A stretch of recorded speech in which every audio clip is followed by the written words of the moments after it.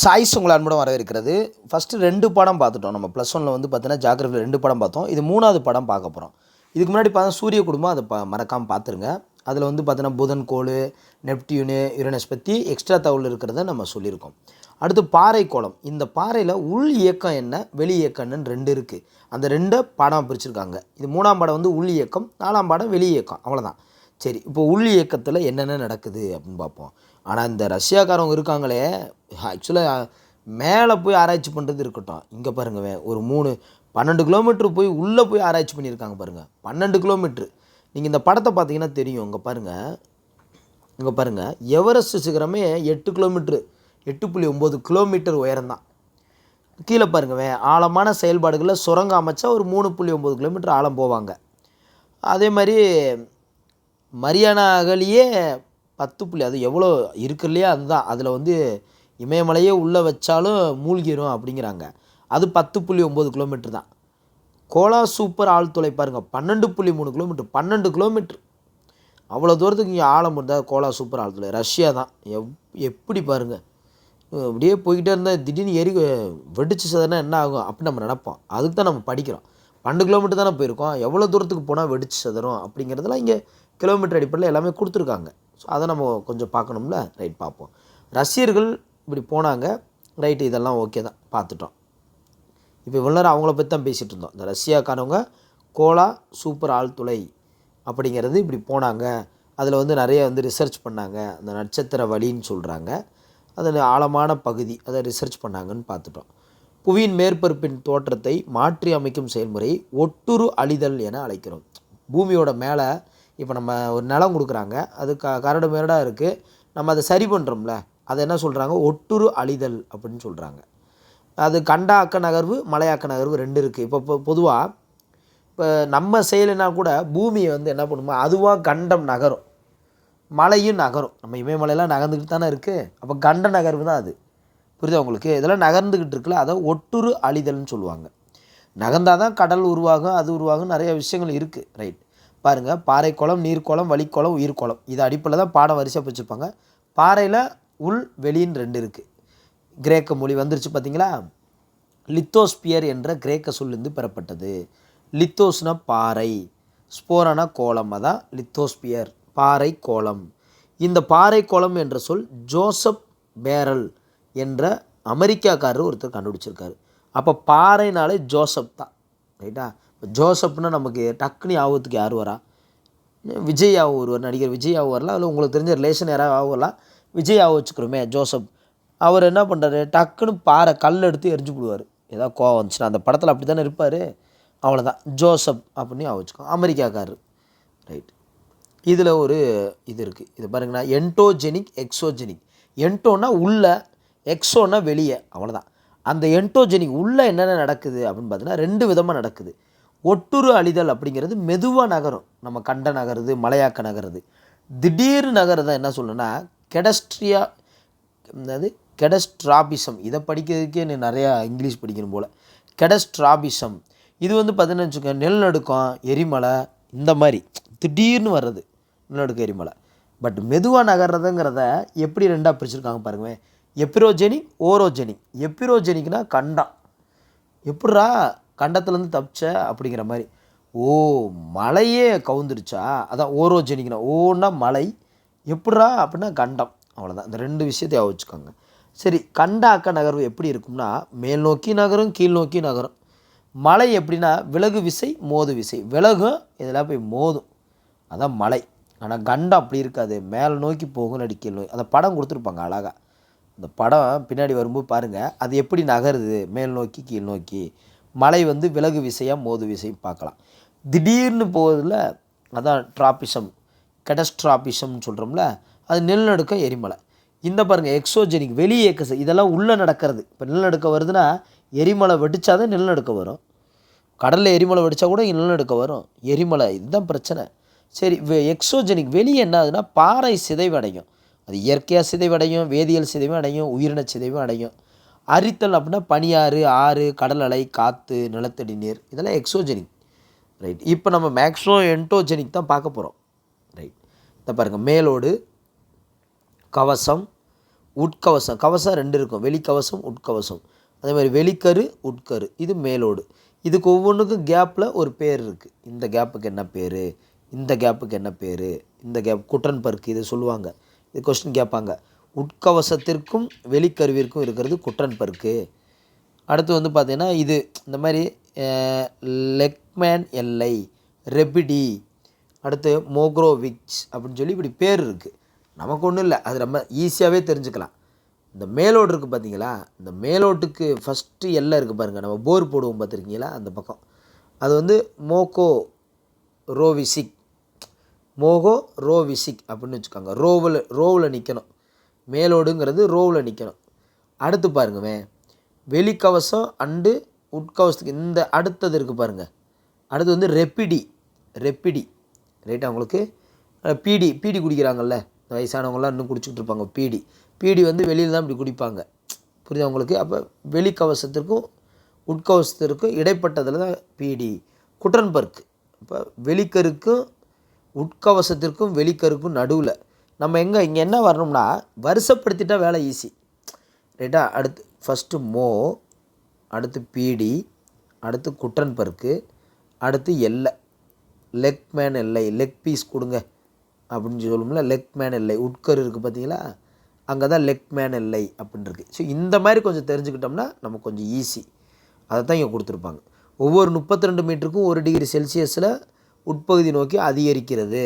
மேலே நோக்கி போனால் வெப்பம் குறையுங்க, வானத்தில் போக போக போக போக அப்படியே குறையுங்க, பூமிக்குள்ளே போக போக வெப்பம் கூடுங்க. இது சிம்பிள் கான்செப்ட். மேலோடு அப்படிங்கிறது ஷியால் சிமா 2 பிரிக்கலாம். ஷியால் சிமா 7th புக்கில் இருக்கும், நீங்கள் பார்த்தீங்கன்னா தெரியும். ஷியால்னால் சிலிக்கா மற்றும் அலுமினியம், சிமானா என்னது சிலிக்கா மற்றும் மெக்னீஷியம், அவ்வளோதான். இது வந்து கீழ் மேலோடு மேலோடு அப்படி 2ஆக பிரிப்பாங்க. கீழ் மேலோடு அப்படிங்கிறது பெருங்கடல் மேலோடு. இப்போ கடல் இருக்குதுன்னு வச்சுக்கோங்க, இது கடல், இது நிலம், இது கீழே தானே இருக்குது, அப்போ இது கீழ் மேலோடு, புரியுது உங்களுக்கு. அப்போ அந்த எல்லை என்ன சொல்கிறாங்கன்னா கோன்ராட் எல்லைங்கிறாங்க. கோன் இப்போ இப்படி வச்சுக்காங்க, மலை இப்படி இருக்குது, இது இப்படி இருக்குது, இந்த ஐஸ்கிரீம் கோன்னு வச்சுக்காங்க, இதுக்கு இருக்கிற எல்லை இருக்குல்ல கோன்ராட் எல்லை அப்படிங்கிறாங்க. ஈஸியாக தானே இருக்குது, ஒன்றும் கஷ்டம் இல்லையா உங்களுக்கு. இப்போ பார்த்ததில் ஈஸி தானே. சியால்னா என்ன, சிவானா என்ன, கோன்ராட் எல்லைன்னா பார்த்துட்டோம். இது மேலோடு கிரஸ்ட்டு.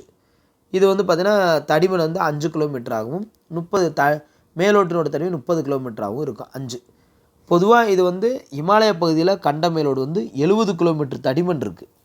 இது அடர்த்தி வந்து 2.7 கிராம். மேலோடு அவ்வளோதான், ஜஸ்ட்டு 2.7 கிராம், 3ன்னு வச்சுக்காங்கவே சென்டிமீட்டர் கியூப் தான் இருக்கும். தடிமன் வந்து 5 கிலோமீட்டராகவும் 30 கண்ட மேலோட்டின் தடிமன், அதாவது பெருங்கடல்னால் 5, ஆமாம் இது ரொம்ப முக்கியங்க.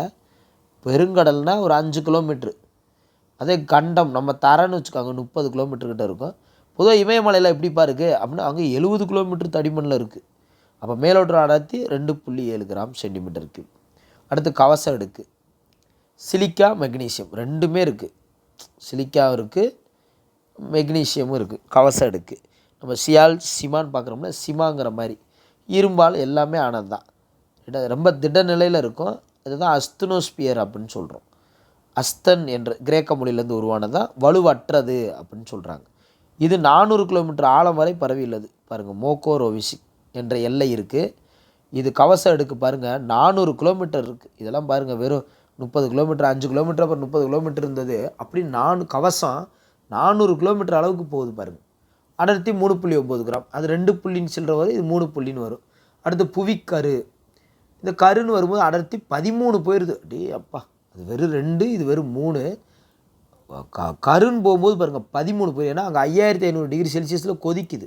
சூரியனுக்குள்ளே எப்படி கொதிச்சுக்கிட்டு இருக்கோ 5500 to 6000, அதே மாதிரி புவி கருக்குள்ளேயும் அதே டிகிரி செல்சியஸில் கொதிச்சுக்கிட்டு இருக்கு பாருங்கள். இது குட்டன்பர்க் எல்லைன்னு சொல்கிறோம். குட்டன்பர்க் எல்லை பிரிக்கிறது. அப்போ பார்த்துட்டிங்களா. அடுத்து லெக்மேன் எல்லை, வெளிக்கரு உட்கருவை லெக்மேன் எல்லை. அப்போ இதை ஆர்டர் தெரிஞ்சுக்கணும். நீங்கள் ஆர்டர் தெரிஞ்சால் தான் உங்களுக்கு மோக்கோரோவிஷு, அடுத்து குட்டன்பர்க்கு, அடுத்தது லெக்மேன் எல்லைன்னு இப்படி ஆர்டர் தெரிஞ்சுக்கிட்டால் உங்களுக்கு ஈஸியாக இருக்கும். அதே மாதிரி இந்த பேஞ்சியாங்கிறது பிரிஞ்சு தான் லேரேசியா கொண்டு வானான்னு பிரிஞ்சிச்சு. ஃபஸ்ட்டு பேஞ்சியா தான், அப்புறம் தான் இப்படி 2ஆக பிரியுது. லாரேசியா அது ஏசியன் ஆயிடுச்சு, இன்றைக்கி கொண்டு வானான்னு வருது. அதுக்கப்புறம் தான் இப்படி டெத்தீஸ் கடல் வருது. டெத்தீஸ் கடல் அந்த இந்த பக்கம் இருக்குது. அப்படி இப்படியே பிரிஞ்சு இப்படியே உருவாயிருச்சு. ஒவ்வொரு மில்லியன் ஆண்டுகளுக்கு முன்னாடி சமீப காலமாக இப்போ இருக்குங்கிறாங்க. பொதுவாக நிக்கல் மற்றும் இரும்பு தனிமங்களால் ஆனது தான் நிஃபே அப்படின்னு சொல்கிறோம். அந்த உட்கரில் அப்படி இருக்குது, நிஃபேன்னு ஒன்று இருக்குது. ரைட்டாங்க. நிக்கல் மற்றும் இரும்பு நிறையா இருக்குது. இந்த கண்ட நகர்வு அப்படிங்கிறத அந்த நிலப்பரப்பை சுற்றி இருக்குது பார்த்தீங்களா, கண்ட நகர்வில் பாந்தலாசா அப்படின்னு சொல்கிறாங்க. அது பெருங்கடல்லாம் சூழ்ந்திருக்கும். இந்த நிலப்பரப்பை பேந்தலாசா, பேஞ்சியாங்கிற வார்த்தை அப்படி பேந்தலாசான்னு மாதிரி பேஞ்சியான்னு வந்துருச்சு அப்படிங்கிறாங்க. அதேமாதிரி லாரேஷியா, அப்புறம் தெற்கில் வடக்கில் இருந்தால் லாரேஷியா, தெற்கில் இருந்தால் கொண்டுவானா, அந்த கொண்டுவானாவுக்கிடையே டெத்திஸ் கடல் உருவாச்சு. அந்த ரேஷியா தான் ரஷ்யான்னு ஆச்சு. அப்படி வட அமெரிக்காவை பிரிஞ்சு போச்சு. அப்படியே கொண்டுவானாங்கிற நிலப்பகுதியை நம்ம ஆஃப்ரிக்கா, தென் அமெரிக்கா, அண்டார்டிகா, ஆஸ்திரேலியாவும் போயிடுச்சு. புரியுதா உங்களுக்கு? இப்படி தான் பிரிஞ்சிச்சுங்கிறாங்க. நம்மளாம் கொண்டுவானா சைடு அப்படியே வந்திருக்கோம் நம்மளாம். ரைட், இது ஓகே. எப்படி பிரிஞ்சிச்சுன்னு பார்த்துட்டோம். அடுத்து மீசோ சரஸ், இது ஒரு சிறிய ஊர்வன விலங்கின் புதைப்படிவங்கள். அந்த காலத்துலேயே இதெல்லாம் எடுத்திருக்காங்க. இது பாருங்க, மீசோ அப்படிங்கிறது ஆஃப்ரிக்கா, தென் அமெரிக்கா லைனில் எடுத்திருக்காங்க. அப்போ கொண்டுவான நிலப்பகுதி. பெர்ன் அப்படிங்கிறது இந்தியாவிலையும் அண்டார்டிகாவிலையும் எடுத்திருக்காங்க. பெர்ன் அப்படிங்கிற மரம், என்ன மரம்? பெர்ன் மரம். அப்புறம் பொதுவாக பாறைகள்லாம் ஆஃப்ரிக்கா, பிரேசிலில் எடுத்திருக்காங்க. இதெல்லாம் வந்து பொருள் இதெல்லாம் கிடச்சிருக்கு அந்த காலகட்டத்திலேயே. டெக்சாஸ் அப்படிங்கிறது குண்டில் காணப்படும் மந்தரித்த பாறை அப்படிங்கிறாங்க. மிக பழமையானது மந்தரித்த பாறை. டெக்சாஸ் நிறுவனம்னு சொல்கிறோம்ல, அதுக்கு மந்தரித்த பாறைங்கிறோம். ஹவாய் தீவுகளில் மிகவும் இளம் லாவணம் உருவான ஹாட்ஸ்பாட்லாம் இருக்குது. ஹவாய் தீவில் இருக்கான், பார்த்துக்காங்க. போனால் பார்த்துட்டு வாங்க. அடுத்தது என்ன? அந்த ஒவ்வொரு கிரிட்டிக்கலான வார்த்தை தான் நம்ம படிக்கணும். மெயினாக கிரேக்க வார்த்தை தான். டெக்டானிக், டானிக்குங்கிற மாதிரி இருக்குது. டெக்டானிக்ங்கிறது கிரேக்க வார்த்தை தான். கட்டுதல் அப்படின்னு அர்த்தம். கட்டி, டானிக்கு என்ன பண்ணுவோம்? இருக்க கட்டி வச்சுக்கணும், இல்லை காற்று போனால் கெட்டு போயிடும். அப்போ டெக்டானிக், டெக்டான்ங்கிறது கட்டுதல் அப்படின்னு அர்த்தம். GNSS ஏற்கனவே பார்த்தோம், குளோபல் நேவிகேஷன் சேட்டலைட் சிஸ்டம். இப்படி கூட விளக்கம் கூட கேட்கலாம். புவித்தட்டு நகர்வின் வேகத்தை அளிக்கிறது. கடல் அடியில் 1 சென்டிமீட்டர் டு 2 சென்டிமீட்டர் போகுது. வட அட்லாண்டிக் மலைத்தொடர் பகுதியில் 15 சென்டிமீட்டருக்கு மேல் வீதத்தில் போகுது. பார்த்துக்காங்க. கடலுக்கு அடியில் போகும்போது சும்மா 1 சென்டிமீட்டர் 2 சென்டிமீட்டர் போகுது. வட அட்லாண்டிக் மலைத்தொடர் பகுதியில் 15 சென்டிமீட்டருக்கு மேலே அப்படிங்கிற மாதிரி போய்கிட்டு இருக்கு, நகர்ந்துக்கிட்டு இருக்குன்னு சொல்கிறாங்க. புவித்தட்டு, இந்த தட்டுருக்கு பார்த்தீங்கன்னா, அரேபியன் தட்டு, ஆப்பிரிக்க தட்டு, தென்னாப்பிரிக்க, எல்லாத்தையும் ஒவ்வொரு தட்டாக பிரித்தாச்சு. தட்டு சராசரியாக ஒரு வருஷத்துக்கு 2 to 3 சென்டிமீட்டர் நகலுது. பார்த்துக்காங்க. பொதுவாக தட்டு, இப்போ நம்ம தட்டை நகர்த்தி வச்சு சாப்பிடுவோம். இப்போ பக்கத்தில் இழுத்து வச்சா 2 சென்டிமீட்டர் 3 சென்டிமீட்டர் நகர்த்தி வச்சு தான் சாப்பிடுவோம். பார்த்துக்காங்க. அவ்வளோதான். அது நம்ம மைண்டுக்கு தந்தாப்புல புரிஞ்சுக்கிட்டோம்னா ஜாகிரஃபி ரொம்ப ஈஸி. அட்லாண்டிக் பெருங்கடல் ஆண்டிற்கு 1 சென்டிமீட்டர் முதல் 10 சென்டிமீட்டர் வரை விரிவடைந்து வருகிறது. இந்த அட்லாண்டிக் பெருங்கடல் அப்படியே விரிவடைஞ்சிக்கிட்டே வருதான், 1 to 10 சென்டிமீட்டர் வரைக்கும். பார்த்துக்காங்க. அட்லாண்டிக் பெருங்கடல் கடலடி மலைத்தொடர். இது வந்து பார்த்திங்கன்னா உலகிலேயே மிக நீளமான கடலடி மலைத்தொடரான் அட்லாண்டிக் தானா. சுமார் 16,000 கிலோமீட்டர் நீளம் கொண்டதான் எஸ் வடிவத்தில் இருக்கான். பார்த்துக்காங்க. இதெல்லாம் நமக்கு தெரியாது, டக்குன்னு தெரிஞ்சுக்கணும். அடுத்து வாடெட்டி பெனியொப் மண்டலம் என்பது அமிலும் மண்டலம். அது என்ன அமிலும் மண்டலம்? அதற்கான விளக்கத்தையும் பார்த்தோம். அது கொஞ்சம் அப்படியே நகர்ந்து போய் உள்ளே இதாகிட்டு இருக்குல்ல. இந்த பாருங்கள், ஒரு புவித்தட்டானது மற்றொரு புவித்தட்டில் அமிழ்கின்ற எல்லை அமிலும் எல்லை. தெரிஞ்சுக்கிட்டீங்களா? இதை வந்து வாடெட்டி பெனி, வா பெனி அப்படிங்கிறவங்க கண்டுபிடிச்சாங்க. வா டெட்டு, நீங்கள் தான் டெட்டு, அமிலும் நீங்கள் மூழ்கி இருக்கீங்கல்ல. வா டெட்டி பெனி பெனியொப் அப்படிங்கிறவங்க தான் கண்டுபிடிச்சாங்க. இதுதான் அமிலும் எல்லைங்கிறாங்க. ஒரு புவித்தட்டு இன்னொரு புவித்தட்டில் அமிழ்கிறதா அமிலும் எல்லை. இப்போ மரியானா அகழி, எவரெஸ்ட்டையே மூழ்கிருன்னு சொன்ன பார்த்தீங்கன்னா, அது பெரிய ஆழமான அகழி மரியானா தான். இதெல்லாம் ஈஸியாக அடிச்சிருவீங்க. இந்திய கண்டத்தட்டுங்கிறது யுரேசியன் கண்டத்தட்டுன்னு மோதுவதால் இமயமலை உருவாச்சு. நம்ம கொண்டுவான நிலப்பகுதி எங்கே போய் யுரேசியன் அதோட மோதுறனால இமயமலை உருவாயிருச்சு. அதுதான் பிளவு கோடுங்கிறோம். அதிக அளவில் நிலநடுக்கம் ஏற்படும் அமிலும் மண்டலம் பெனியொப் மண்டலம் என்றும் அவர் பேரையே வச்சுட்டாங்க. பெனியொப் மண்டலம் என்றும் அழைக்கப்படுகிறது. ஒருவேளை பெனியொப் அப்படிங்கிறது ஒருத்தர் பெர்சன்ஸா? ஆமாம், பெனியொப் அப்படிங்கிற பெர்சன்ஸ் தான். அதிக அளவில் நிலநடுக்கம் ஏற்பட்டால் அது அமிலும் மண்டலம்னு சொல்கிறோம். அது காரணம் யார்? பெனியொப், அவர் தான் காரணம். பார்த்துக்கோங்க, அவர் தான் இன்றைக்கி காரணம். டக்குன்னு ஞாபகம் வந்துடும். 2 நாள் தானே இருக்குது எக்ஸாம் உங்களுக்கு. டக்குன்னு பார்த்துட்டு போனால் உங்களுக்கு ஞாபகம் வந்துடும். மிச்சதெல்லாம் கதையாக இருக்கும். அதனால் அண்டர்லைன் பண்ணாமல் இருப்பேன். கரெக்டாக தேவையானதை கரெக்டாக அண்டர்லைன் பண்ணியிருப்பேன். பார்த்தீங்கன்னா தெரியும். நிலப்பகுதி கீழ்நோக்கி நகரும்போது பிளவு பள்ளத்தாக்கு உருவாகின்றது. கிரேப்பேன் என்றும் அழைக்கின்றது. கிரேப்பேன் என்பது ஜெர்மனி. அப்பாடா, இப்போ தான்ப்பா கிரேக்கன் வந்து இப்போ தான் ஒரு வார்த்தை ஜெர்மனின்னு வந்திருக்கு. கிரேப்பேன், ஃபேன் இல்லாமல் தூங்கவே மாட்டார் ஹிட்லர். கிரேப்பேன் அப்படிங்கிறது ஜெர்மனி, பள்ளம் அப்படின்னு அர்த்தம். ஓகேவாப்பா. கட்டுதல்னால் என்னென்னு பார்த்துட்டிங்க. டானிக்கு ஞாபகம் இருக்கா? அது கிரேக்க சொல். பள்ளம் அப்படிங்கிறதுக்கு கிரேப்பேன், பள்ளத்தில் ஜெர்மனி அப்படி ஜெர்மன் மொழியிலேருந்து வந்தது. பார்த்துக்காங்க. அடுத்து, இந்தியாவில் உள்ள விந்திய மற்றும் சாத்பூரா பிண்ட மலைகளுக்கு இடையில் நர்மதா பிளவு பள்ளத்தாக்கு இருக்குது. விந்திய சாத்பூரா அங்கே தான் நர்மதா இருக்குது. ரைட்டு. உலகிலேயே மிகப்பெரிய பிளவு பள்ளத்தாக்கு ஆப்பிரிக்காவின் பெரும் பிளவு பள்ளத்தாக்கு. ஆப்பிரிக்காவே பெரிய பள்ளத்தாக்கில் தான் இருக்குது. பாவம், 6400 கிலோமீட்டர் தூரத்திற்கு அந்த அளவுக்கு மோசமாக இருக்கான். ஆப்பிரிக்கா தான் பெரிய பள்ளத்தாக்கு. அடுத்து, பிண்டமலைனா என்ன சார்? இந்த ஒவ்வொன்றுக்கு நமக்கு இப்போ சின்னதெல்லாம் தெரிஞ்சிடும். தெரியாத பார்க்கணும். 2 பிளவுகளுக்கு இடையில் உள்ள நிலப்பகுதியானது மேலே தள்ளப்படும் போது பிண்டமலை அப்படின்னு சொல்கிறாங்க. 2 பிளவுகளுக்கு இடையே நிலப்பகுதி மேலே தள்ளும்போது அது பிண்டமலை. இப்போ பிண்டம் பிடிக்கிறவங்கள இந்த ஒரு உருண்டை பிடிப்பாங்க மேலே, அப்படி அந்த மாதிரி. ஏன்னா மத்திய இப்போ பாருங்கள், விந்திய சாத்புரா மலை கூட பிண்டமலைன்னு சொல்கிறாங்க. நடுவில் தானே இருக்குது, அப்போ அது வந்து பிண்டமலைன்னு சொல்கிறாங்க. சரி, அடுத்து என்னென்னா இந்த பிஎஸ் அலைகள்னு சொல்லுவாங்க. இந்த பி அலைகள்ங்கிறது நிலநடுக்கம் வருதுல்ல, பி அலைகள்ங்கிறது முதன்மை அல்லது அழுத்த அலைகள். ரொம்ப வேகமாக போயிடும், கண்ணுக்கே தெரியாது, யாருக்கு எந்த பாதிப்பும் ஏற்படுத்தாது. 6 கிலோமீட்டர் வேகத்தில் போயிடும். இது பெருசாக யாருக்கும் எந்த பாதிப்பும் பெருசாக அந்த அளவுக்கு ஏற்படுத்தாது. எஸ் அலைகள், இரண்டாம் அலைகள்னு சொல்லுவோம். இதை முறிவு அலைகள், அதாவது பி அலைகளை அழுத்த அலைகள்னு சொல்கிறோம். பி ப்ரெஷர் அப்படின்னு சொல்கிறோம். எஸ் அலைகள் அப்படிங்கிறது முறிவு. காலு முறிஞ்சு போச்சுன்னா எஸ் மாதிரி தான் வளைஞ்சு கிடக்கும். இது மெதுவான வேகத்தை கொண்டு இருக்கும். 3.5 கிலோமீட்டர் வேகத்தில் போகும். அப்போ இது கொஞ்சம் திடநிலையில் இருக்கிற பொருளை போல் நகர்த்தும், கொஞ்சம் பாதிப்பை ஏற்படுத்தும். பார்த்துக்காங்க. அடுத்து லோ அலைகள், எல் அலைகள்னு சொல்லுவாங்க. அப்போ அது ரொம்ப இன்னும் அதிர வைக்கும். அது ரொம்ப மக்களுக்கு ரொம்ப ஆபத்தை ஏற்படுத்தும். அடுத்து ரேலே அலைகள்னு சொல்கிறாங்க. கடல் அலைகள் உருண்டு செல்வதை போன்று நிலத்தையே இடமாற்றம் செஞ்சால், ஒரு நிலமே இடம் மாறி போனால் அது ரேலே அப்படின்னு சொல்கிறாங்க. பாருங்கள், அப்போ பிஎஸ்எல் பார்த்தோம், இது ரேலே. கடலில் எப்படி அலைகள் உருண்டு போதோ நிலமே உருண்டு போனால் அது ரேலே அப்படிங்கிறாங்க. அடுத்தது, ஒரு வருஷத்தில் பாருங்கள் 1 லட்சம் நிலநடுக்கம் வருதான் ஒரு வருஷத்துக்கு. அதை ரிக்டருங்கிறது தான் கண்டுபிடிச்சார், அதனால் அவர் பேரை வச்சுட்டாங்க. 1 to 10 வரை இருந்துச்சா. அதுக்கப்புறம் மெர்காலி அளவுகோல் பயன்படுகின்றது. அந்த அளவுகோல் படி 1 to 12 வரைக்கும் இருக்கான். சீஸ்மோகிராஃபுங்கிற கருவி வச்சு தான் கண்டுபிடிக்கிறாங்களாம். 1 to 10 வரைக்கும் இருந்திருக்கு, அப்புறம் 1 to 12 வரை, அதை மெர்காலி அளவுகோல் அப்படின்னு சொல்கிறாங்க. இந்த பாருங்கள் 1 to 12 வரைக்கும் எப்படி இருக்குது. இப்போ 1, 2 உங்களுக்கு மேக்ஸிமம் 5 வரைக்கும் கூட பிரச்சனை இல்லைங்க, 6 வரைக்கும் கூட பிரச்சனை இல்லை. அந்த 7ன்னு வரும்போது தான் எல்லாம் வெளியில் ஓடுவாங்களாம். நீங்கள் பாருங்கவே, 7ன்னு ரிக்டர் வரும்போது தான் எல்லாம் மோசமான கட்டமைப்பு எல்லாம் வெளியே ஓடுவாங்க. 6 கூட ஒரு அழிவு, 6, 7 இதெல்லாம் அழிவை உண்டாக்கும். போக நம்மளாம் 7 புள்ளி தானே இப்போ சுனாமியை போட்டிருப்பாங்க. நம்ம இந்த இருக்குல்ல 8.9 சுமத்ராவில் ஏற்பட்டது 2004 டிசம்பர் 8.9 ரிக்டர். 1.5 லட்சம் பேர் இறந்து போயிட்டாங்க. சுனாமி வந்துச்சு பார்த்தீங்களா. நம்ம 7க்கு மேலே இருந்தாலே பாதிப்பு தான். ரைட், வேறு என்ன இருக்குது? புவியின் ஆள் பகுதியில் பாறை குழம்பு மேக்மா. மேற்பரப்புக்கு வந்தால் அது லாவகரமாக வருதுல்ல, உள்ளே இருந்தால் மேக்மா, வெளியில் வந்தால் லாவா. இது நமக்கு தெரியும். எரிமலையின் திறப்பு இருக்குல்ல, அந்த வாய் இருக்குல்ல, துளை, அதை தான் திறப்பை துளை, அது துளைப்பகுதின்னு சொல்கிறோம்.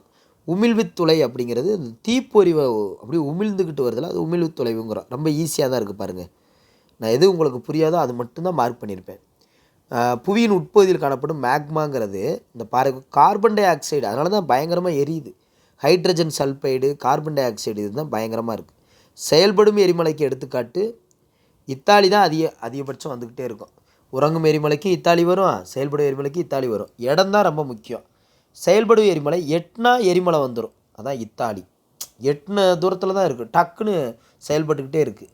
அடுத்து கொட்டபாக்சி எரிமலை, பாக்சி அப்படின்னா அந்த பாக்ஸு மாதிரி இருந்துக்கிட்டு ஈக்குவடார்லேயும் அந்த எரிமலை இருந்துக்கிட்டு, இதெல்லாம் செயல்படும் எரிமலை. உறங்கும் எரிமலை எப்போ வெடிக்குன்னே தெரியாது, அதுவும் ஒரு இத்தாலியில் இருக்குது. வெசுக்குன்னு இப்போ வெசுக்குன்னு எந்திரிக்கக்கூடாது. இப்போ தூங்கிட்டே இருக்கிறவங்க எழுப்புன என்ன பண்ணுவாங்க, வெசுக்குன்னு எந்திரிப்பாங்க. அப்போ எட்டா அப்படிங்கிறது என்னென்னா, எட்டுற தூரத்தில் இருந்தால் செயல்படும் எரிமலை, எட்டின தூரத்தில் இருந்தால். விசுக்குன்னா அது உறங்கும் எரிமலை. அடுத்து பியூ பியூஜி யாமா, ஏமா இங்கே வாமா அப்படின்னா தூங்கிட்டு இருக்கோம், எந்திரிச்சு விசுக்குன்னு வருவாங்க. அப்போ ஜப்பான், இத்தாலி, ஜப்பான். செயலிழந்த எரிமலைகள் இதெல்லாம் உலக அளவில் இருக்கிறனால நம்ம திருவண்ணாமலை இங்கே வராது. போப்பா அதெல்லாம் கென்யா, போப்பா கென்யா, போப்பாயே அதெல்லாம் முடிஞ்சு வச்சுப்பா, அது மியான்மரில் இருக்குது. போப்பா எரிமலை மியான்மர், மியான்னு கத்திகிட்டு இருக்க போப்பாயே கென்யா, அதுவும் வந்து கிழக்கு ஆப்பிரிக்கா. இதெல்லாம் வந்து போச்சு. அடுத்து கேடை எரிமலை, இது ஹவாய் தீவில் இருக்குது. கேடைய வடிவில் இருக்கும், ஹவாய் தீவில் இருக்கும். கேடை எரிமலைன்னு சொல்லுவோம். பாருங்கள், 1883 அதான் ஃபஸ்ட்டு கட்டாவோ எரிமலை தான் மனிதன் இருந்த மிகப்பெரிய எரிமலை வெடிப்பு. ஏன்னா சவுண்டு 4000 கிலோமீட்டர் தூரத்தில் ஆஸ்திரேலியாவில் கேட்டுச்சான். அடங்கப்பா, 30 மீட்டர் உயரத்துக்கு மேலே எழும்புச்சான். அப்போ பாருங்கள், இதில் 36,000 பேர் இறந்து போயிட்டாங்க. அப்போ பாருங்கள், இது என்னென்னு பாருங்கள், அதுக்கு பேர் கட்டாவோ. அப்போ கரெக்டாக வந்துருச்சுப்பா எரிமலை. கட்டாவோ மிகப்பெரிய எரிமலை 1883 4000 கிலோமீட்டர் கேட்டிருக்குன்னா பாருங்கள் ஆஸ்திரேலியாவில். அடுத்தது பல்சிட்ட கூம்பு எரிமலை, இது மவுண்ட் செயின் ஹலன் எரிமலைக்கு போன்றவை. இதெல்லாம் ஒன்றும் பிரச்சனை இல்லைங்க, இது உங்களுக்கு அதெல்லாம் ரொம்ப டெப்த்தாக நீங்கள் போக வேண்டியதில்லை.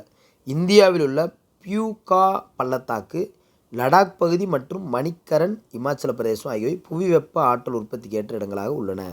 புவி வெப்ப ஆற்றல் அங்கே நிறையா இருக்காங்க. பியூகா பள்ளத்தாக்கும் லடாக், அப்புறம் இமாச்சல்லையும் லடாக்லையும் புவி ஆற்றல் ஏற்ற இடமா இருக்கான். ரைட், அது நமக்கு பெருசாக தேவைப்படாது. இது எரிமலை பாரன் தீவில் இருக்கிற எரிமலை. இந்தியாவில் செயல்படும் ஒரே எரிமலை பாரன் தீவு எரிமலை தான். இப்போ பாருங்கள், ஒவ்வொரு வார்த்தைக்கும் அர்த்தம் இருக்குது. பாத்தோலிக் இதை கேட்டிருந்தாங்க, போன டெட்டில் கேட்டிருந்தாங்க. புவிக்குள் இருக்கும் மிகப்பெரிய அளவில் இருக்கிற மேக்மா இருக்குல்ல, அது குளிர்ந்து இறுகுனா கிரானைட் ஆயிரும்.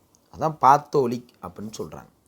அந்த இறுகுனா நம்ம வீட்டுக்கு கிரானைட் போடுறோம்ல, அது இறுகுனா தானே அந்த தீ குழம்பு இறுகணும்ல, அதானே பாத்தோலிக். அந்த கிரானைட்டை தான் அப்படி சொல்கிறாங்க. இதை கேட்டிருந்தாங்க கொஸ்டின். பாத்தோலிக்ங்கிறது நீங்கள் ஒன்றும் நம்ம பிடிஎஃப் அனுப்பிச்சிருக்கோம்ல, அந்த கொஸ்டின் பேப்பர் அப்படியே எடுத்து பாருங்கள். இந்த கொஸ்டின் அப்படியே இருந்துச்சு. இந்த பாத்தோலிக்ங்கிறது என்னென்னா கிரானைட், அப்படியே ஆப்ஷனில் கிரானைட் இருக்கும். அடுத்து லாக்கோலித், பாத்துனா ஓகே, பாத்ரூமில் கிரானைட் ஓட்டுவோம், ரைட்டு, குளிர்ந்து இறுகி இருக்கணும். அடுத்து லாக்கோலித், இது லாக்குங்கிறது அரைக்கோள வடிவத்தில் இருக்கும், அவ்வளோதான், அது மட்டும் தெரிஞ்சால் போதும். ஒரு குழாய் வடிவில் மேலெலும்பி அரைக்கோள வடிவத்தில் இருக்கிற முகடு தான் லாக் எல்லாமே அரைக்கோளமாக தான் இருக்கும். அடுத்து லாப்போலித், இது வந்து லாப். இப்போ பாருங்கள், ஃபஸ்ட்டு என்ன பார்த்தோம், பாத்ரூம் பார்த்தோம், அது கிரானைட்டு. லாக்கு பார்த்தோம், அது அரைக்கோள வடிவம். இது என்னென்னா லாப் அப்படிங்கிறது தட்டு வடிவம். நம்ம லாப்ட் இருக்குல்ல, தட்டு மாதிரி தானே இருக்கும். நம்ம லாப்ட் வீட்டுக்கு போட்டிருக்கோம் பார்த்தீங்களா, அது தட்டு வடிவத்திலான இருக்குது. அடுத்து சில், இது ஆப்ஷனில் இருந்துச்சு. இது வந்து லாவா அடுக்குகள் வெளியே வருது பார்த்தீங்களா, ஏன்னா எரிமலை வெடித்து வெளியே வந்துக்கிட்டு இருக்கு, உங்களுக்கு ஜில்லுன்னு இருக்குது, ஓடுங்கடா அப்படிங்கிற மாதிரி லாவா. அடுத்து டைக்குன்னா செங்குத்தா, டைவடிக்கிறேன்னு செங்குத்தா அடித்து கீழே விழுந்து விட்டானியா, அதுதான் டைக். தான் பார்த்துட்டிங்களா. இப்போ பாருங்கள், அந்த வார்த்தைகள் எல்லாத்துக்கும் உங்களுக்கு தெரிஞ்சிருச்சா, ஈஸியாக இருக்குது பாருங்கள். ஹைலைட், பொட்டாஷ், இதெல்லாம் உள்ள ஹைலைட் இல்லை, ஹேலைட், பொட்டாஷ், இதெல்லாம் உள்ளே நிறையா இருக்குது. அதனால தான் பயங்கரமாக எரியுது. 95% உலக நிலப்பரப்பில் தீப்பாறைகளும் உருமாறிய பாறைகளும் இணைந்து 95% இருக்கான், பார்த்துக்காங்க. அப்போ நெருக்கி முடிச்சிட்டோம். அப்போ அடுத்தது இதெல்லாம் படம் கொடுத்துருப்பாங்க, இதில் ஒன்றும் பிரச்சனை இல்லை, அவ்வளோதாங்க, முடிஞ்சு வச்சுங்க. தேங்க்யூ டு ஆல், தேங்க்யூங்க, தேங்க்யூ. இப்போ நீங்கள் ஒன்றும் இல்லை, நீங்கள் பார்த்துட்டீங்கல்ல, நீங்கள் ஒரு முறை அந்த பிடிஎஃப் பாருங்கள், நான் சொன்னது அப்படியே உங்களுக்கு ஞாபகம் வந்துக்கிட்டே இருக்கும். ரொம்ப ஈஸியாகவே இருக்கும் உங்களுக்கு, வேறு ஒன்றும் பெரிய கன்ஃபியூஸே இருக்காது உங்களுக்கு. Thank you to all.